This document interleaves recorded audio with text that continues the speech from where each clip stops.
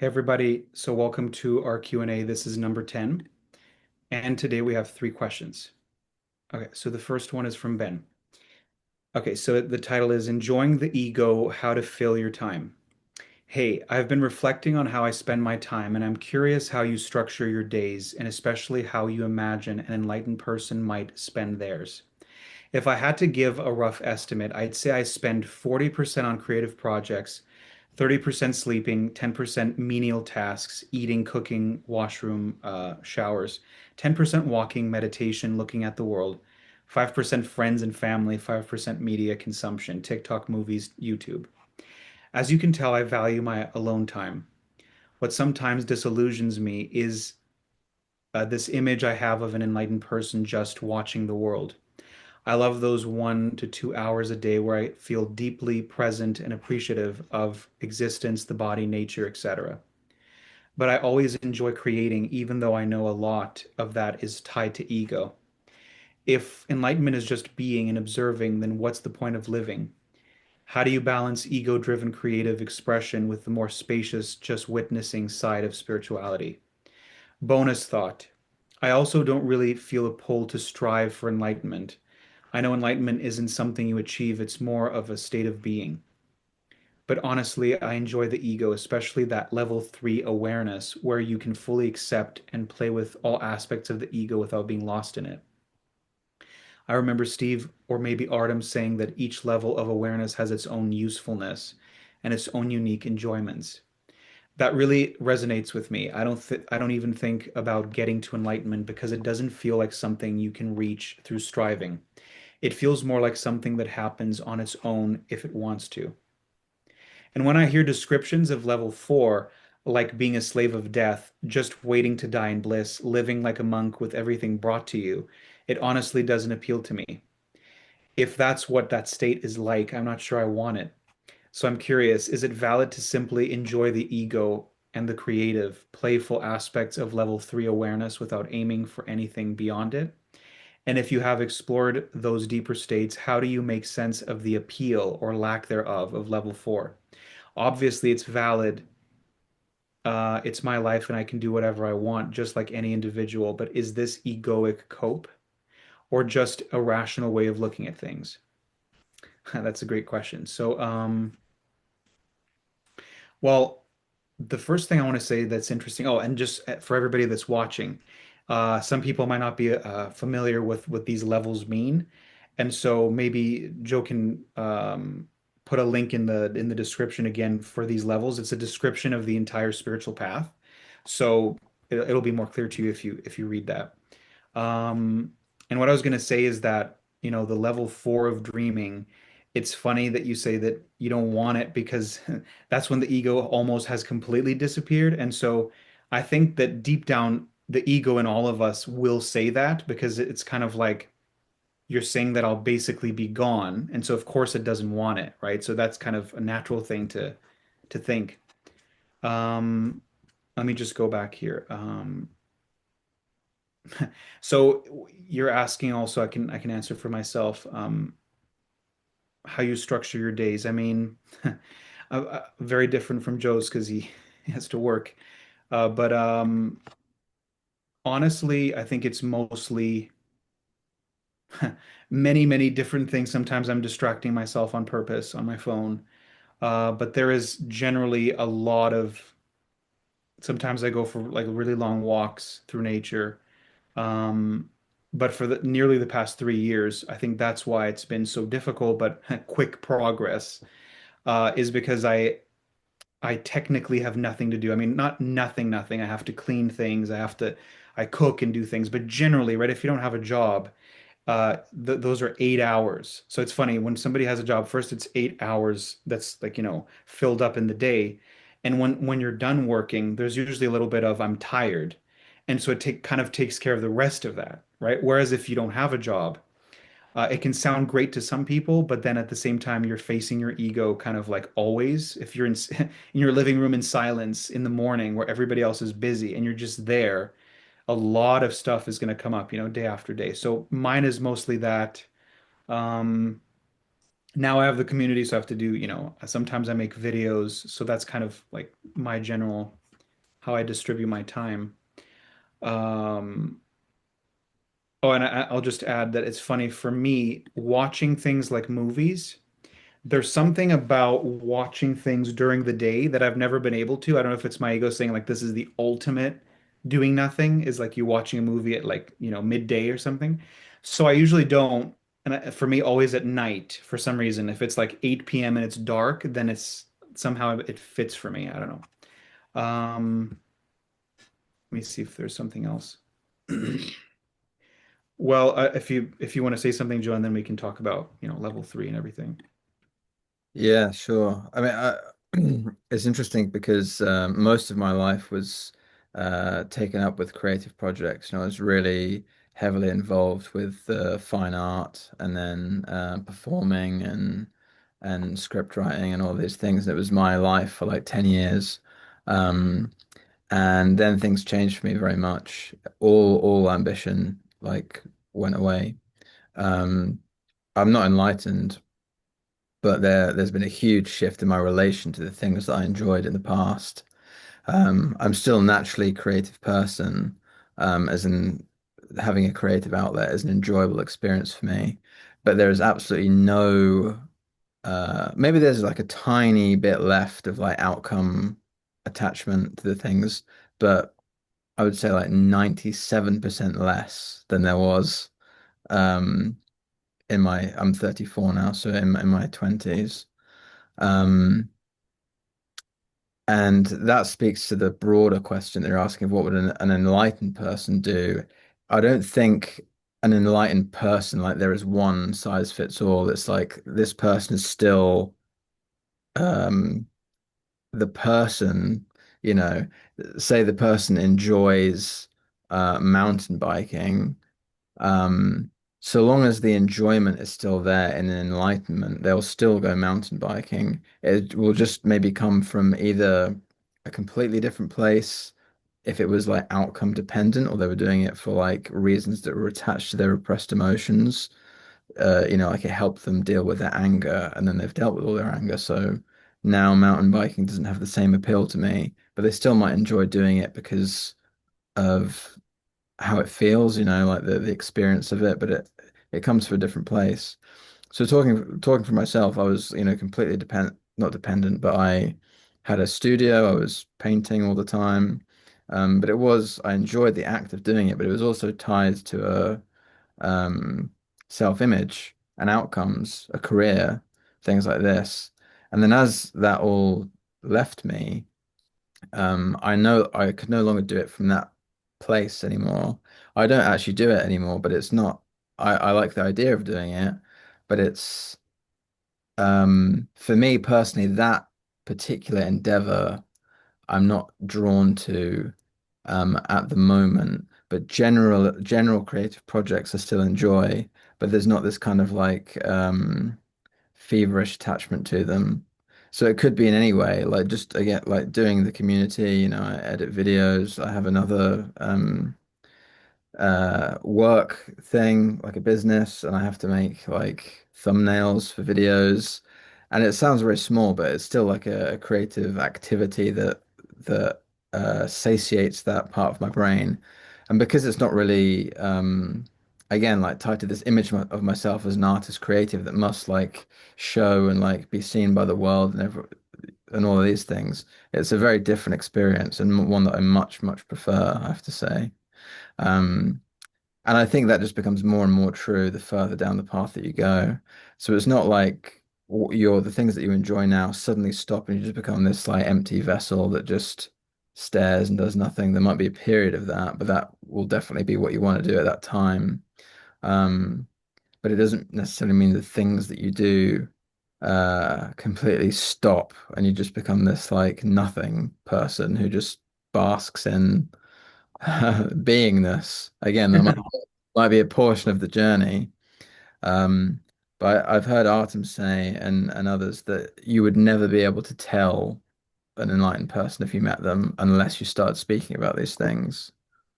So that, the ego has this image of an enlightened person being sage-like and they must be like glowing and have this like aura to them and like have this divine tranquility, but it's not true at all. This is an image that the ego fabricates that is very alluring and easy to put on this pedestal that the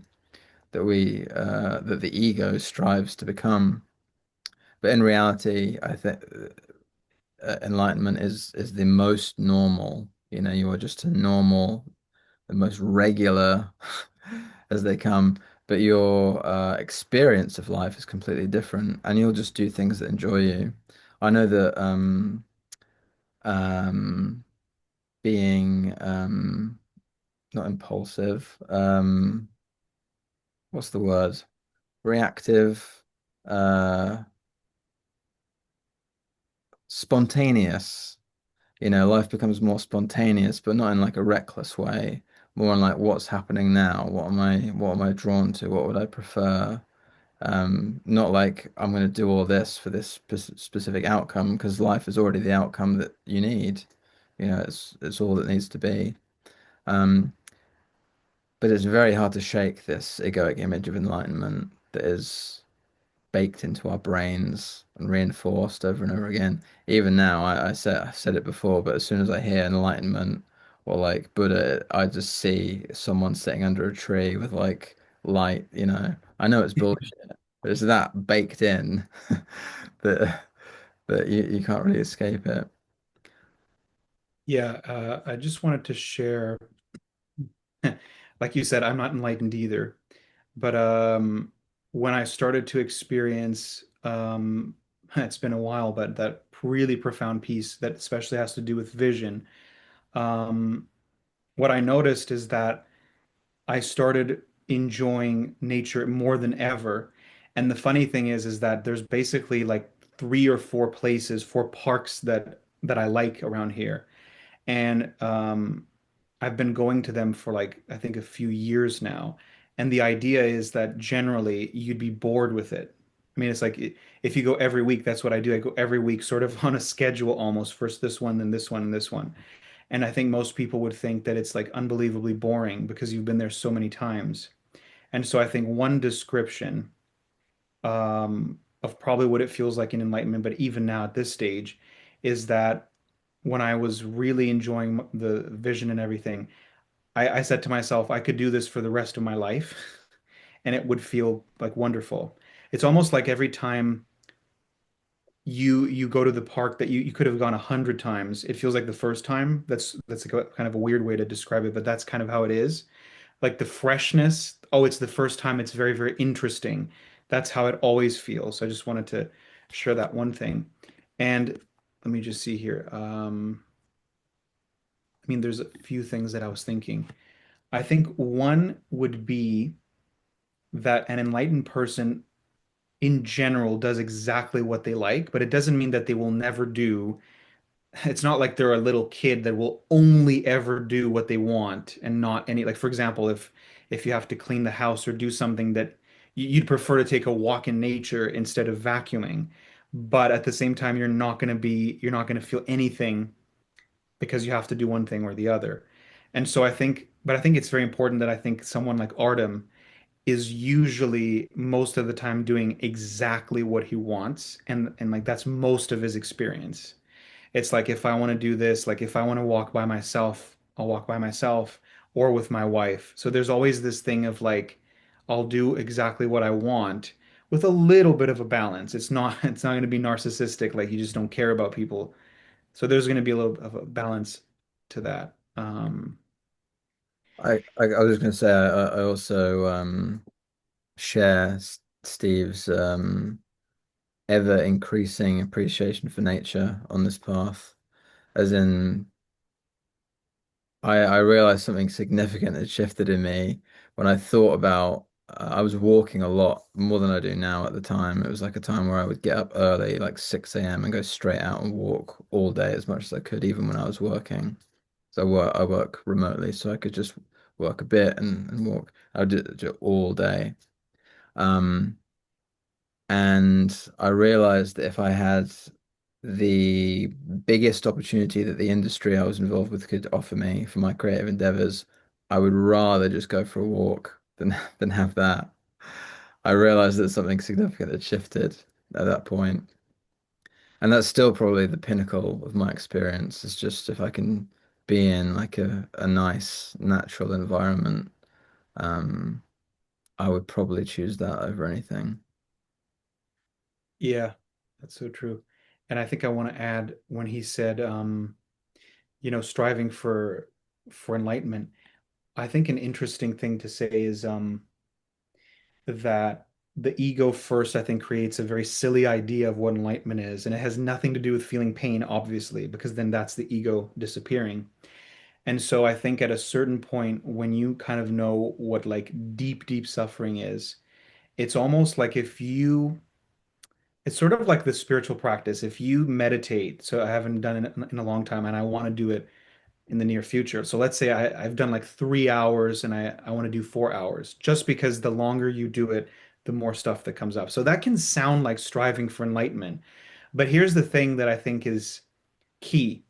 When you do a really long meditation, you're going to have to deal with so much discomfort after that it cannot be from the ego.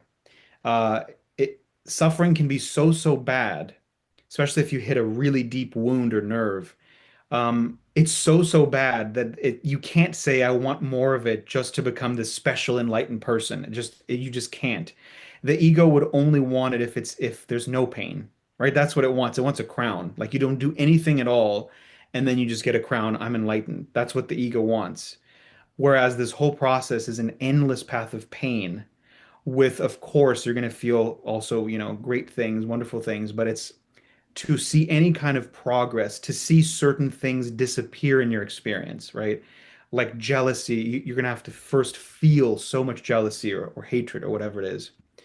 Um, the other things I'm reading here, oh yeah, so you talked about level three, right? So actually, as Artem's description says, slave of love.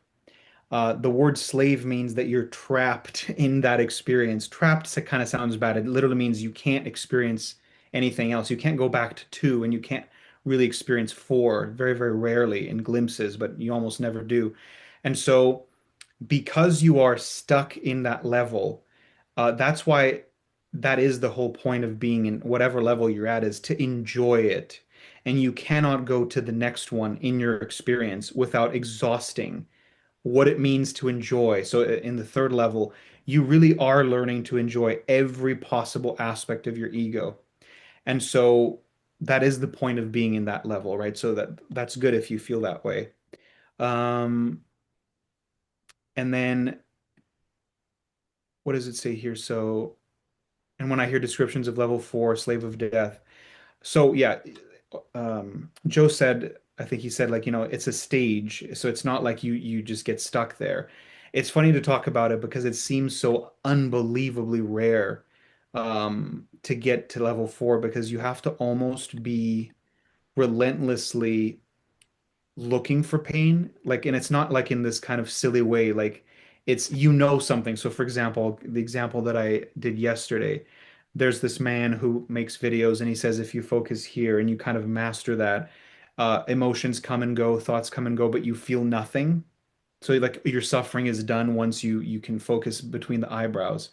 And I had thought of writing a comment, and there was a lot of fear. And so finally yesterday I felt that I was ready to face it, and I wrote it, and I knew what he was going to do. And so he kind of made a video with my comment, which to my ego felt like public shaming, right? Because other people are going to see it, they're going to comment on it. But that's an example of knowing that there's pain there. It's just so obvious. And so when I felt ready to do it, that was another, and that's still very difficult. Like, I think it's the shame. It's the fear of feeling that sensation that I'm about to be punished. And I think the whole nervous system is like, what's the word? I forgot what the word is, but it's like doing this. I don't know what the word is, but you're literally bracing for something horrible, right? So I felt that in my body. So to even imagine to get to that level four experience, you'd have to do that probably thousands of times with fear, with rage, and with tears. So it's just wanted to say that it's like it's so rare. I think even level three self-realization is already, I'm thinking, is more rare than I thought, the more that I understand it. Um, and then what I wanted to say about level four is that you do indeed become drunk on enlightenment. So, using Artem's terminology, he considers that Buddhahood, but not full enlightenment because there's one tiny thing left. And so I've experienced my ego is like, I can share this. I've experienced it. There were a few times. So I've felt peace many times, even a long time ago, which was interesting when I think I was experiencing level two, but I had this moment where I felt peace. And I did think it was interesting because it was very different from level three in terms of like when you're crying tears of joy or like ecstasy or bliss. It's so different because it's peace is absolutely quiet, right? There's nothing happening. And I felt that a long time ago. But what I wanted to share is much more recently when I was just endlessly sobbing and rage and rage. One time at the park, I think I got a glimpse of it, but it's not pure because obviously I've got an ego. And I started to feel more, the only way that I could say is more high and more high until I had to sit down on the bench. And I've this is similar to Eckhart Tolle and as Artem says. And then I just to like turn my head to see if people were coming on coming on the trail was difficult in that moment. I think it lasted for an hour. And what started to happen is my ego started to freak out in the middle of it. Um, I think the peak of it, I almost couldn't think. So my mind, the narrator would start trying to say something and then it would collapse because I was literally almost like falling asleep, but it wasn't falling asleep. And so I'm saying that because if that's a tiny little glimpse, if you are able to then become so empty of all of this emotional pain that then there is no more pain, then yeah, your mental awareness is just going to be looking at the five senses.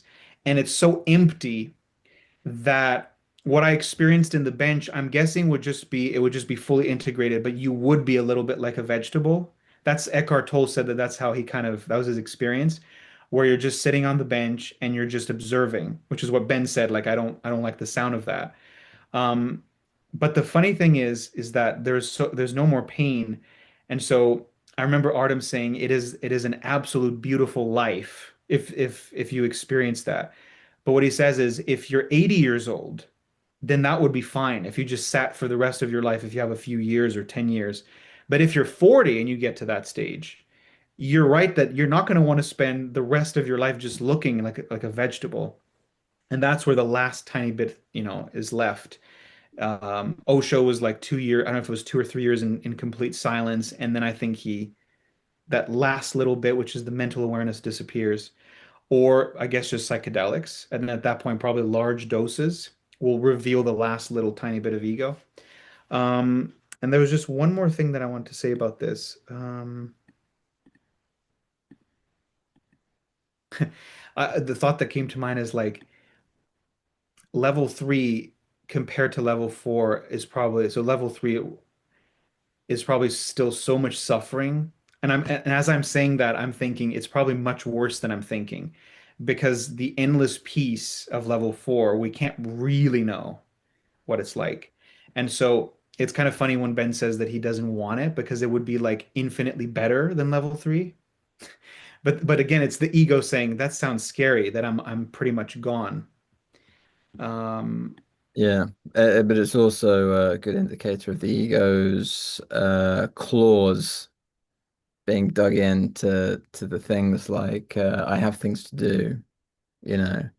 I have goals to reach. I have things to achieve because it's quite aggravating to that idea to imagine being stuck on a bench or sitting on a bench, and just being blissed out. It's like, yeah, but I won't get to do these important things. And obviously it's important to be honest, about how much you want these things. I want these creative projects to become what they are, Um, but then over time that might shift. And then as that shifts, you'll notice your shift in the perception of what level four is described as will shift as well. Um, but I can just notice that that would be very antagonistic. The image of sitting on the bench blissed out would be very antagonistic to a ambitious.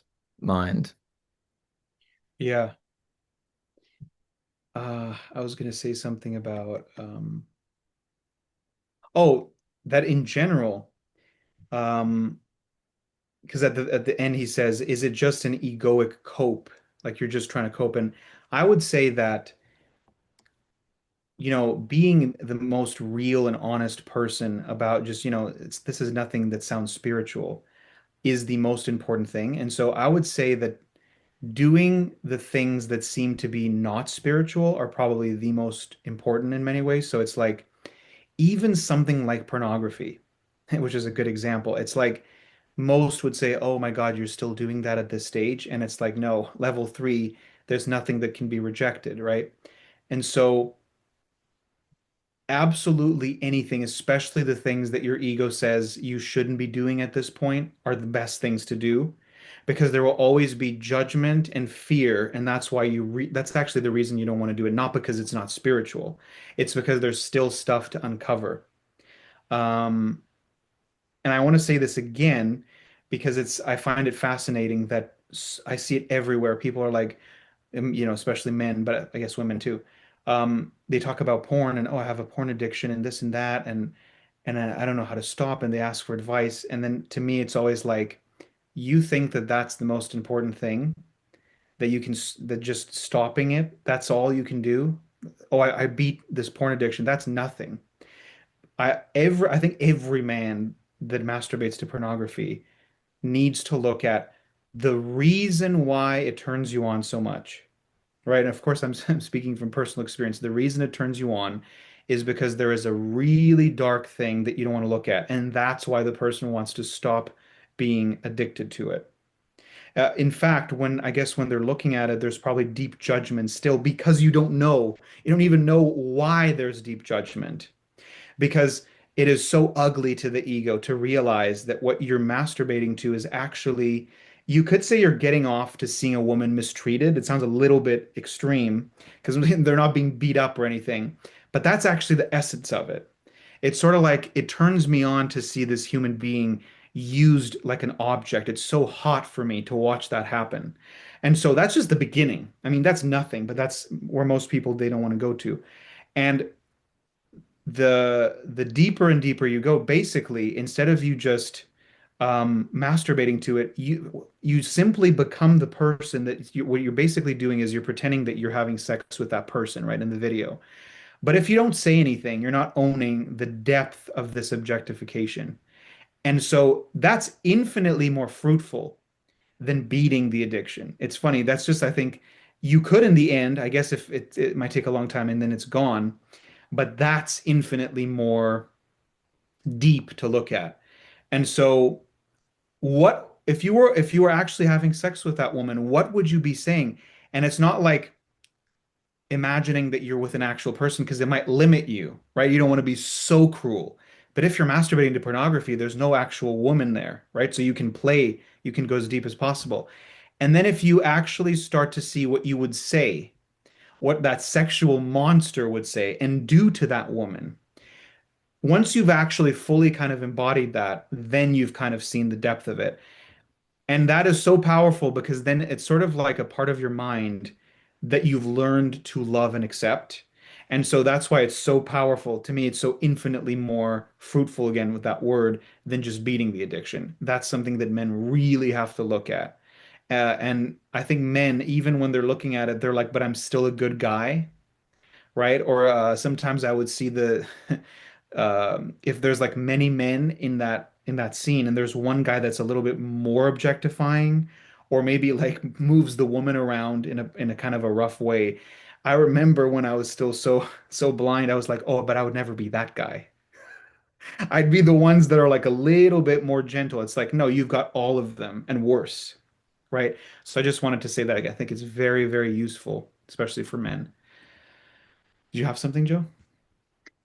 Well, just that's a really good example of what you were saying before, that it's the supposedly non-spiritual things um, that are the most productive, you could say, because that's where, all of your biggest judgments, insecurities, fears, and things lie. it's much more comfortable to um think about things on the spiritual path in terms of like the spiritually agreeable, like how much should I meditate? Or, I'm finding it difficult to meditate. So I know what normal things are governing your life, porn's a great example, but any addictive behavior, anything that just think of anything that would just be that the spiritual community would turn their nose up if you were to bring it up at. Um, yeah, that's the direction to go in. So yeah, just to uh, reinforce that sentiment. Yeah. I don't know if there's anything else. So I think that was it. Yeah, Okay. Just 1 second. So the second question is from Beate. So fear. Hello, everyone. There is a fear I've been trying to face for a few months now, but I still can't figure out what it's tied to. Here's a little background. In June, I rented a booth at a local vendor's market where I sell my products, many of them handmade by me. Every time I interact with the owner of the market, I get intensely triggered. There is this enormous, overwhelming fear that comes up. When I watch her talking with other women, she's very outgoing. Everyone speaks highly of her, and it seems like everyone likes her. But when I talk to her, she usually stops after one sentence and then just awkwardly stares at me. It feels like we can't find any connection, like we just don't click. Whenever I need to drop off new items, I feel incredibly uncomfortable around her. I even try to stop by when she's not there, but on the days I do see her, my whole body reacts, my stomach flips, my insides feel like they're turning upside down. I let myself feel the fear and discomfort, but inside it feels like I'm dying. I know I struggle with believing that what I create is something people would actually want. I often feel like anything connected to me is somehow pathetic, and yet I sell a lot at the market. People recognize my items and come back to buy more. I've even become known as the ant plant lady, and locals know my booth really well. But I still have trouble letting people know that I am the one who owns it. I don't know if this is low self-esteem, this feeling that I am pathetic and everything associated with me is pathetic, is somehow tied to the market owner, or if something else is being triggered. I've struggled with fear of failure, perfectionism, fear of not belonging, but I'm not sure what exactly is arising in this specific situation. Any insight would be appreciated. Thank you. So yeah, when I read this before, obviously I cannot know for certain, right? First of all, I'm not even there, but it's likely. One thing that maybe Beata hasn't thought is that I actually think that so Beata I think is a good-looking woman, and I think that that's extremely threatening to a lot of women, right?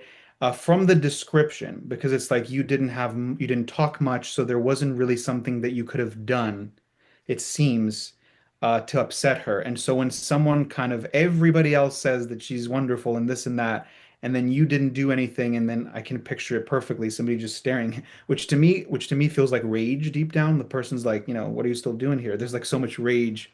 But so I wanted to say that because you might have not thought of that, that if someone has a huge amount of shame about their appearance and all this stuff, and then they see someone that they that deep down think is very attractive, they will get extremely uncomfortable. It's almost like in the presence of somebody attractive, they literally are feeling the wound that says, I'm ugly. And it's so uncomfortable to feel. So that's a possibility, right? The other thing was, well, yeah. So the other thing I was going to say is, so because you've seen how she treats you, which is poorly, um, you know that's going to happen again. So your body, um, first of all, knows that, but her behavior is actually reminding you probably of your parents, because from everything you've described about your parents, what this woman is doing is kind of I don't know, it could be a bunch of words invalidating you, treating you very coldly, which again reminds me of what you said about your parents. That's what's I guess making you feel like you're gonna die and it's so difficult. Um, what was I gonna say? So I struggle. So I was just going to finish to say that that's why it's such a strong feeling that, if it goes back to your childhood, it's like your nervous system is bringing up a memory, and that memory will cause all of this stuff to happen in your body. It's not necessarily a bad thing. There's no bad things, but that you're around this person. So she basically triggers this within you. Um, but I would say, I'm, I forgot what I was going to say here, but well, maybe just in general, that if you think that you mentioned like a fear of failure, you said that I so relate to that. I think for most of my life I felt that way. Anything associated with me is pathetic. So I totally get that. But to make it very clear, whatever issue you think you have is literally fixed by crying or feeling anger. And I know that sounds can sound so weird, but they are completely related. It's so odd. It's almost like if I had to describe it, it's like if you cry this many times and you feel anger this many times, or also face fear, which you've faced so many times, with enough of it released, something like perfectionism could suddenly be like less or could disappear. So something like feeling that everything you do is pathetic. If you cried enough tears, if you released enough emotions, do you see how it's actually simple, but it's not easy? So it's not easy in the sense it's like you can't just cry all the tears right now, right? You have to keep living your life. But it's simple in the sense that it's not this big endeavor. How do I fix this? If you imagine like perfectionism, how on earth am I going to fix perfectionism? Well, you don't have to fix anything, you just have to feel. And the only thing that's annoying is that you probably have to release a lot. So sometimes something like perfectionism or feeling like you're pathetic is such a strong or like large pain in your mind that that's why it can take so long for you to see a good change, like a definitive change. So that's the only thing I would say. So if you've said you've purged many times, but yeah, it sucks to hear, but it's like not thousands of times to see a small change. I don't mean that. But sometimes it's like hundreds of times for something really big to then change in a dramatic way. Um,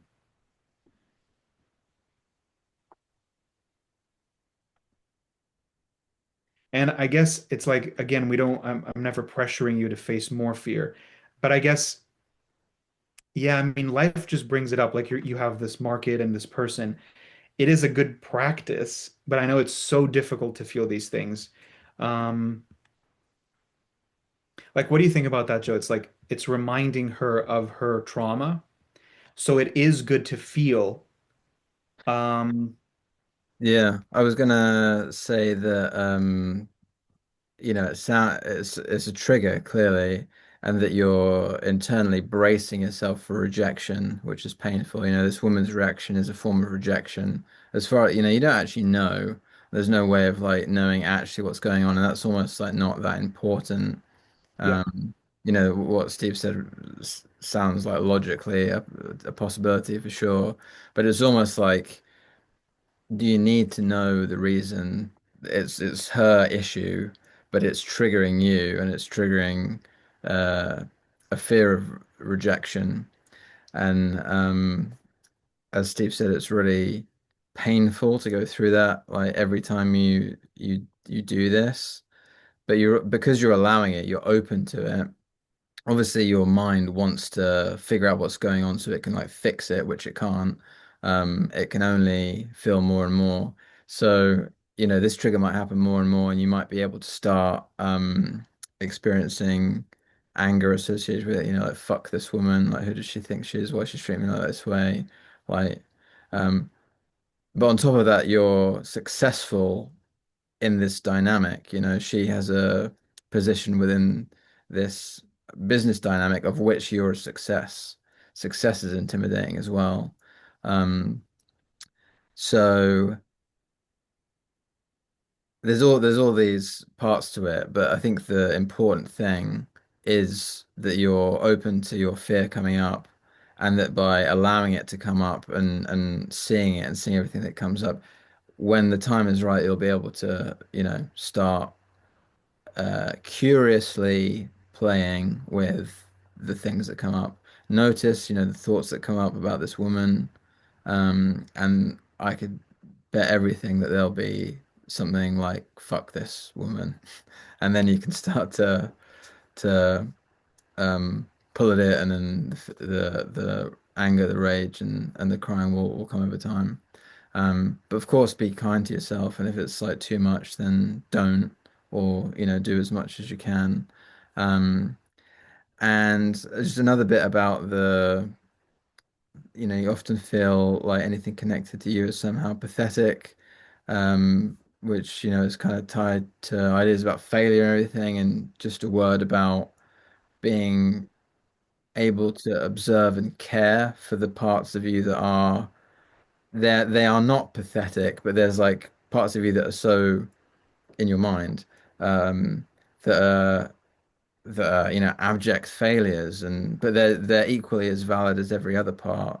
The reality is that you're selling these things and you're doing well successfully, but that's equally as valid as turning up and selling nothing and having to close up forever. That person, that aspect of you is equally as valid and needs to be seen and cared for and accepted, um, as all the rest.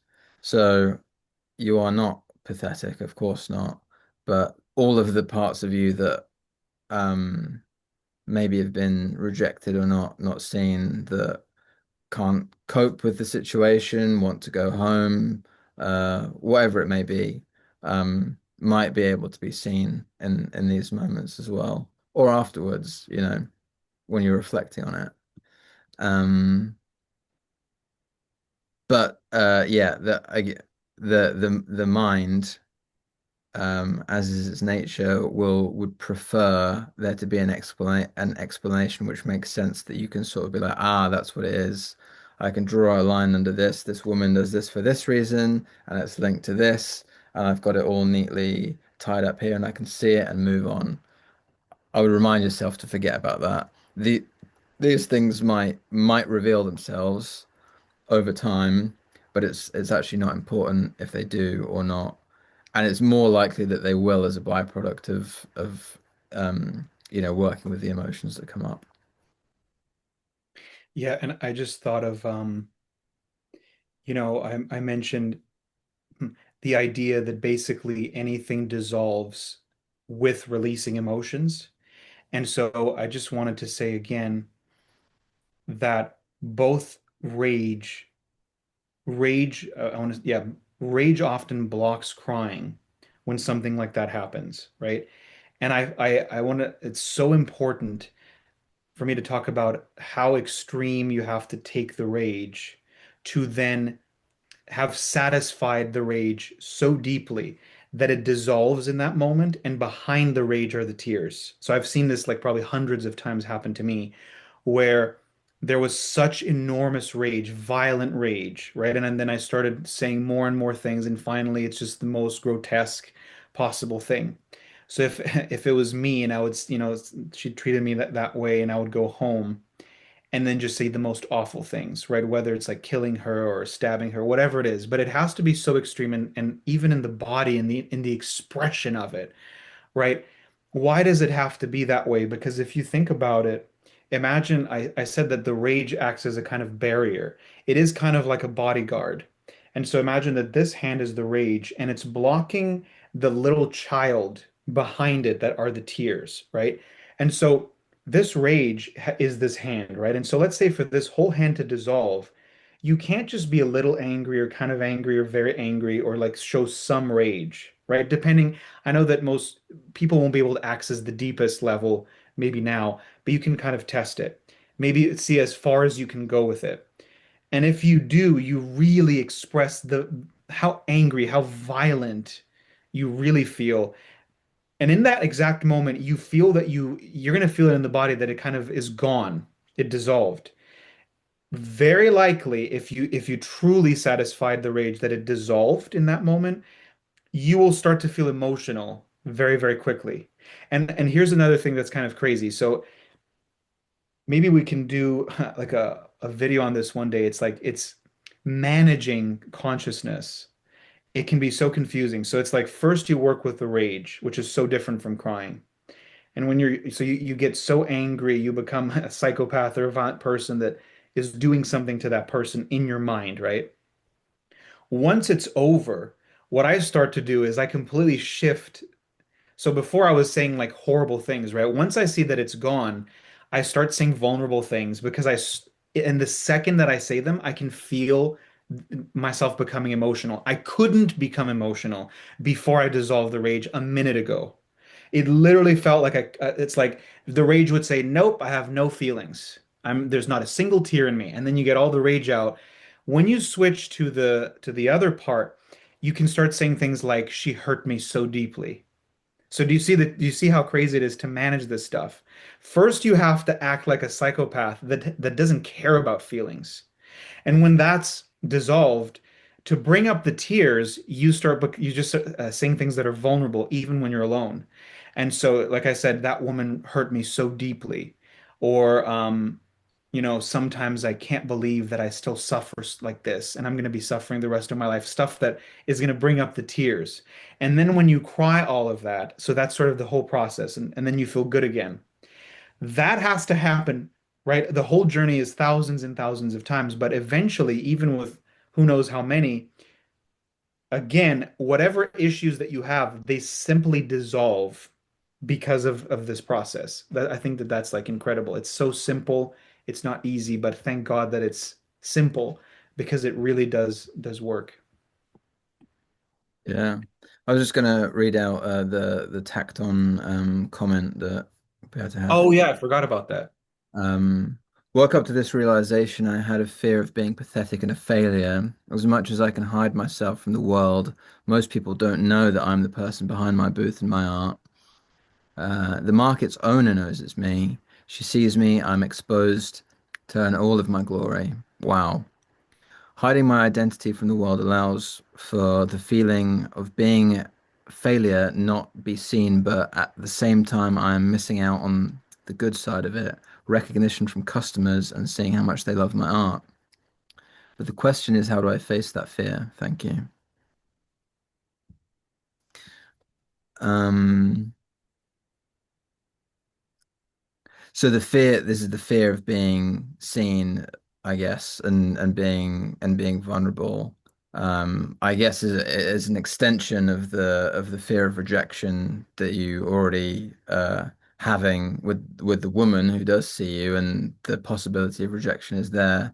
And then on a larger scale, there's the fear of rejection from people reacting live to your work, which is very scary.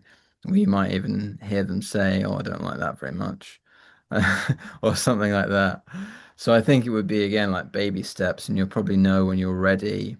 But now you have it in your mind, it's inevitable, but there's no pressure. That it's just a bigger version of dealing with rejection because we do get rejected all the time. Even if you have the most successful setup, at the art fair possible, say it's like 95% received, there's still going to be 5% of people that are going to be like, oh, not my cup of tea. Um, and that can be painful, especially for our egos, because they latch on to the negative more than the positive for the most part.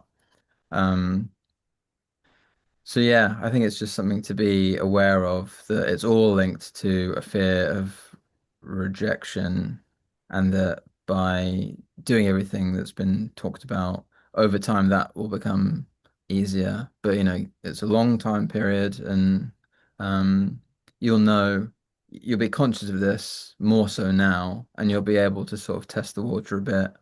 Um, I feel like we did a live recently about facing fear, and when the time is right, but it doesn't mean it's going to be comfortable. It's just doable. So when you know something is doable, it's usually a good time to give it a try, especially when the stakes in reality aren't very high, as in like you're not physically threatened in this scenario. You know, it's an emotional um, threat.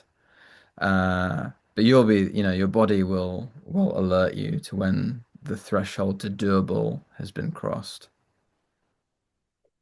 And I was gonna say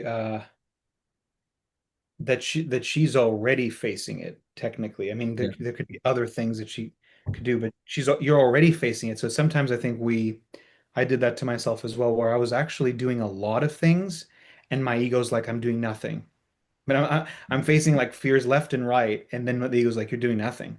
So that's something to be mindful of, that you're already facing the fear. And one idea, of course, you don't have to do it, is that to actually try to communicate a little bit with that person. And I know that that makes the rejection thing even worse because it could backfire in the sense that the person like just continues to like have a wall. But in that scenario, again, because everything goes back to the emotions, if you one day felt like saying something like, you know, in a respectful way, like I wanted to ask, did I do something to you? I noticed that you don't talk, you know, whatever you want to say. And if they did have a negative reaction, whether they have a good reaction or not, when it's over, there would be emotions to feel. So if they rejected you again, there would be so much rage, and then when the rage is gone, you'd have tears. And the same thing, if they did treat you a little better, you still had to feel that. You still had to walk into that very scary moment. And then there's also crying from that. So it's like, see how everything goes back to the emotions. Um, and but yeah, again to say like, you know, Beata has mentioned like she would, I don't know if she still goes to like Buddhist centers or and there are people there, then there is somebody judging her. It's like you're facing the fear all the time actually. So it's almost like don't worry about it because it seems like you're not someone that is like running away from the fears all the time, which is not bad, but I'm just saying you're not. So I don't think it's like you have to worry about, you know, that you're not facing fears. I think you are all the time. Yeah. Okay, so the third question from Beata. So, personality change. I wanted to ask about the changes that have happened during my healing process and whether they're common. Before my awakening, or even long before I started working on myself, I struggled with extreme anxiety and social anxiety. I had a strong avoid people identity. I wouldn't say hi to anyone. I would pretend I didn't see people, and whenever I needed to leave the house, I would look out the window to see if anyone was passing by. If someone was there, I would wait until they were gone before leaving. Now I have no problem talking to anyone. I even start conversations with strangers everywhere I go, and I feel almost no anxiety. I also used to struggle with writing essays in school. I was basically a one sentence person. I hated writing. But now I feel like I can write essays easily. I actually have to watch myself so I stay focused on the essence of what I want to say. Otherwise, I'll end up writing a whole book. If someone had told me 5 years ago that I would be writing essays, I would have told them that they'd completely lost their mind. I have expected to become more open, have better communication skills, less anxiety, but I feel that I am becoming almost total opposite of who I used to be. I wonder if this is to be expected. I'm just curious. Thank you. And yeah, like absolutely, because oh, and I was going to say, see, that's a great example. In the next question, you never expected this huge change, and this huge change only comes from the huge amount of purging that you've been doing. It's like directly connected. So actually, it's funny because in the other, I didn't read this one. You already have an experience, a direct experience of what I'm saying, so that's even better, which is see what happens the more that you release emotions. You didn't have to figure out anything about a problem. It just disappears, right? Um, and I totally relate to what you said. I had extreme anxiety and social anxiety as well. Um, and I could never do what I'm doing right now. Even this, it's like there's nobody watching, but even the thought that somebody could be watching it one day, the lives are would have been truly impossible. So it's the same thing for me. Um, and also what would have seemed impossible for me is having boundaries, right? That was like impossible. And so, yeah, you could use the word miracles. They're not miracles. They're just it's just the nervous system slowly returning to its natural state. and then, all these things that we deal with, they just disappear. And then let me just look through it again.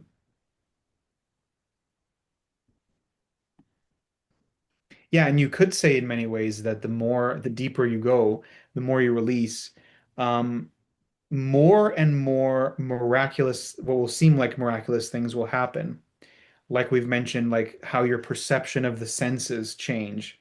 That doesn't until you have the direct experience. Once you have it, you're gonna think, I can't believe that this is possible for a human being to experience this. And yet that's how we all were in the beginning, right? How absurd is that, that we were already like that. So you can expect infinite changes and things that will shock you in a wonderful way. Yeah, I was going to add that not only is it common, it's just inevitable. It's like Steve said, a direct consequence of processing your emotions slowly but surely. The cumulative effect of doing that is enormous change in your being. Um, because you're referring to yourself before awakening and before that even, where you would have been operating almost entirely from your subconscious repressed emotions guiding every moment of every day, and everything that you believed was your self, your personality, how you express yourself, how you reacted and responded to the world would have been completely tethered to, I mean, it always is, but because there's less of it, the shifts are dramatic. So you can just expect more and more of that. Um, yeah, as time goes by. Um, I mean, yeah, I mean, it seems miraculous, behavior just like not wanting to write will be tied to some expectation of punishment, perhaps, or like that you're not good enough to write more, or that it's painful to express yourself because of the potential rejection of someone reading. They can only reject you this much if you write one sentence, but if you write this much, who knows what they could say? And because you've worked through enough, you're able to express yourself more thoroughly. Um, and whatever was inhibiting you from doing that in the past is no longer controlling you. Um, and this is one of the, beautiful, unbelievable to our past self aspects of all of this is that it truly changes everything. Um, so yeah, if anyone was watching and unsure whether to follow what's happening to them, not that there's a choice, then it's a good example of how unbelievably positive the shifts in your life can be because of it. Yeah. Um, I remember,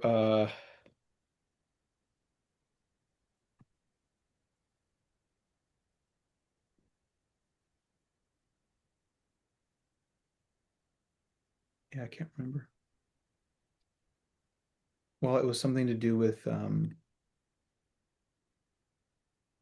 oh, I was going to say that basically you could say, on the one hand, the word personality, you could, before the Q&A, I said that even in two enlightened people could still have, fundamentally they would be the same in terms of their, peace and everything, but they're still two different human beings. And so it's almost like there is still something that almost like the word flavor. There's a tiny difference in flavor of each person, but you can't really call that personality. So I said, on the one hand, you could say that's personality, but generally that word, personality, is a construct, meaning it is a set of ego parts that you assembled into an identity to actually survive and to make your life a little bit easier.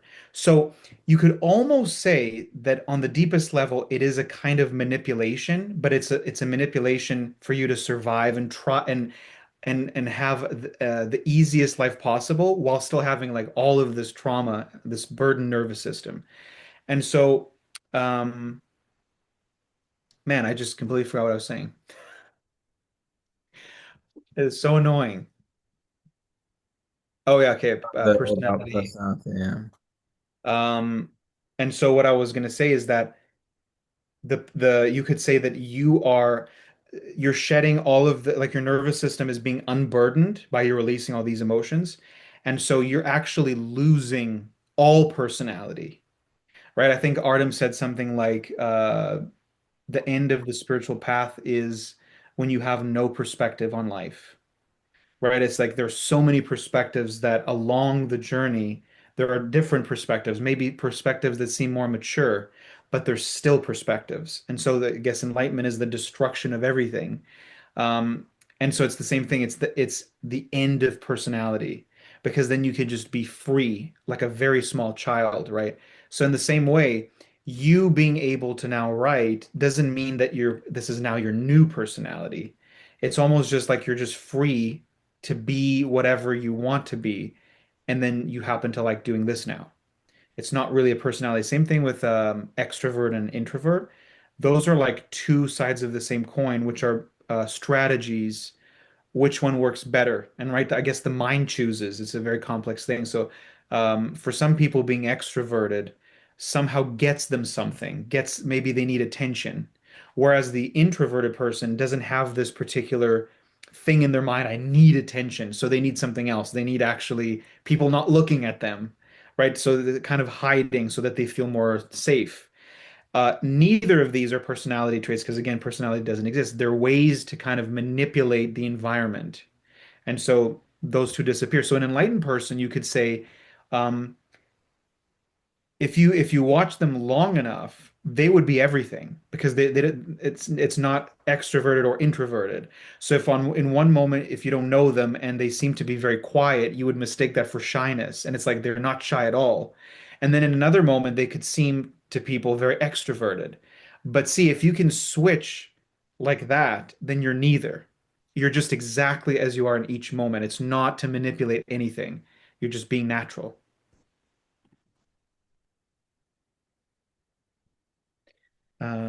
I think I don't know if there's anything else.